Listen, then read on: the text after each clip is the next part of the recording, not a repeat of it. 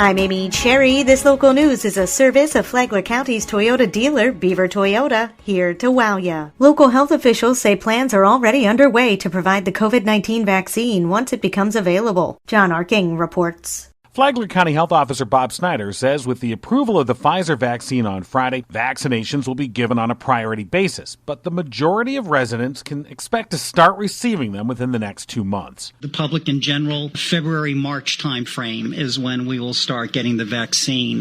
We're going to use Cattleman's Hall and the fairgrounds as a place because it's wide open. We can have 3 lanes of traffic of cars drive through to get the vaccines, and we're going to be hiring the staff to accommodate that, and we'll be doing that every day, 7 days a week. 3 different stations, 30 to 35 people, mainly nurses, making this happen. Plus, we have to wait 15 minutes after we get the shot. There's got to be a rest area where we want to make sure that no one's having an adverse reaction to the vaccine. So it's quite the process. Snyder says once they're ready for general distribution, people can literally pull up, put their arm out, and get vaccinated. He says the fairgrounds will give them the space they need to make that possible. From the WNZF Newsroom, I'm John Arking.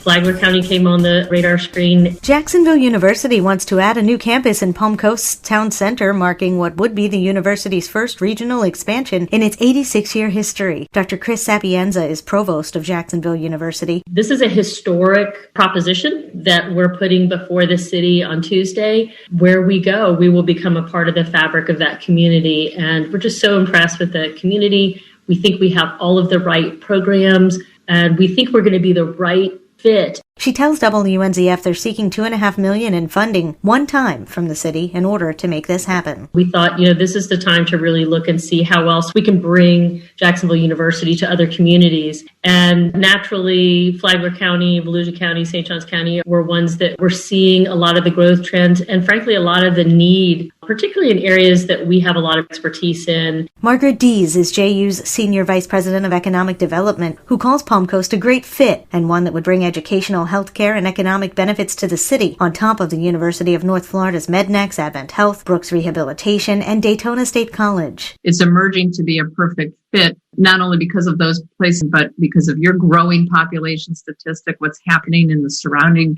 counties and the population statistic there. Why start with healthcare? That's where the booming sort of market demand is. That's where workforce development is. I think it ties in greatly with the magnet programs being offered at the Flagler Palm Coast High School and their medical magnet program. Palm Coast could draw at least $1.5 million from the Town Center Community Redevelopment Area Fund, but we'll hear a presentation from JU at its meeting tomorrow. If it happens, classes would begin by the fall of 2021, with JU leasing classroom space in the City Center building to start as it builds its own campus.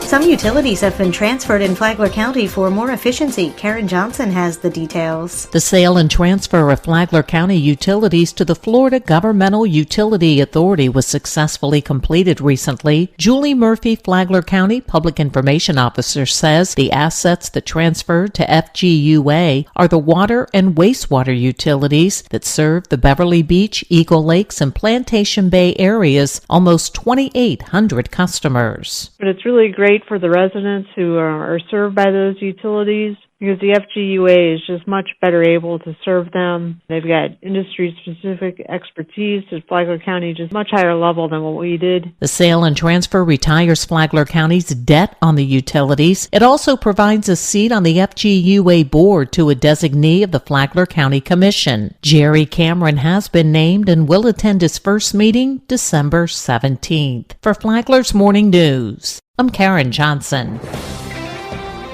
Why does Flagler County need a new Sheriff's Operations Center? Flagler County Sheriff Rick Staley says it all comes down to space. The county commissioned a space study that said by 2030 we would need 81,000 square feet. Staley said that was way out of anybody's budget. It was scaled down to 51,000 square feet, and it's designed for today. It's designed for a little bit of growth in the future, but the site plan is designed for decades. of use in this building. The sheriff said it will allow him to bring together everyone who works for the department because at present, he said, that they're spread out all over the county. The new building is planned for an area off Commerce Parkway and is near everything that Staley said his department would need. To listen to the full interview with Sheriff Staley and County Administrator Jerry Cameron, download the Flagler radio app and go to the Free for All Friday podcast. Tomorrow, Jerry Cameron talks about why everybody needs a new Sheriff's Operations Center. From the WNZF Newsroom, I'm Rich Carroll. And now you're up to date on Flagler's Morning News.